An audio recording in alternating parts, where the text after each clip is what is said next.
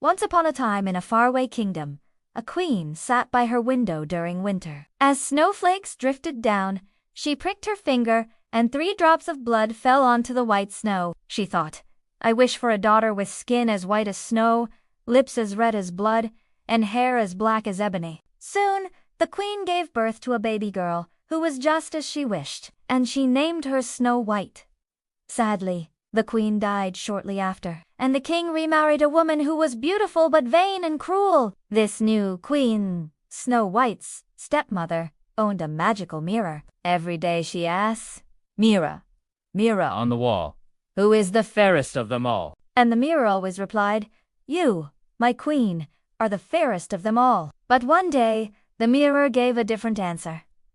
"Snow White is the fairest of them all." Jealous and enraged, the queen ordered a huntsman to take Snow White into the forest and kill her. As proof, he was to bring back her heart. As they walked into the dark woods, the huntsman raised his knife, but when he saw Snow White's innocent face, he couldn't do it. So he let her go and told her to run far away. Instead, he brought the queen the heart of a wild animal, hoping to deceive her. Snow White ran deep into the forest and came upon a small cottage. Inside, she found 7 tiny chairs, 7 tiny beds, and 7 tiny bowls. Exhausted, she lay down on one of the beds and fell asleep. Later that evening, the owners of the cottage returned 7 dwarfs, each with his own personality. They were surprised to find Snow White, but once they heard her story, they welcomed her into their home. She promised to cook and clean for them in return. Meanwhile, back at the castle, the queen asked her,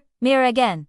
Mirror, mirror on the wall, who is the fairest of them all?" The mirror replied, "Snow White, who dwells with the 7 dwarfs, is the fairest of them all." Realizing she had been tricked, the queen was furious. She vowed to kill Snow White herself. Disguised as an old peddler woman, she visited the cottage and offered Snow White a laced corset. When Snow White tried it on, the queen tightened it so much that Snow White fainted. Thinking she was dead, the queen left, but the dwarfs came home in time and revived her. The queen tried again.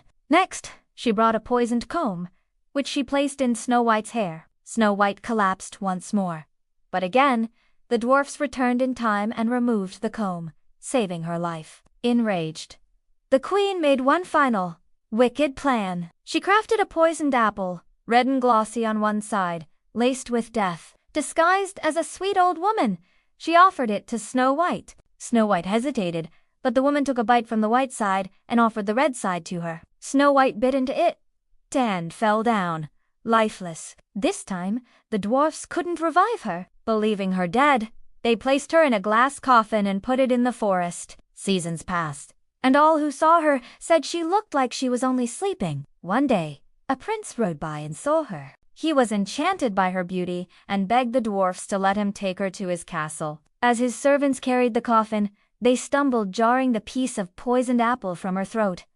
Snow White gasped and opened her eyes.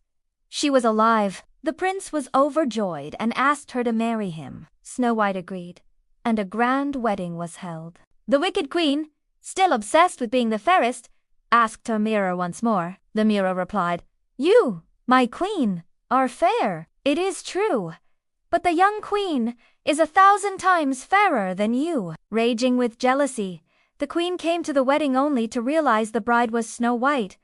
As punishment, she was made to wear red-hot iron shoes and dance until she dropped. And so, Snow White and the prince lived happily ever after. The end.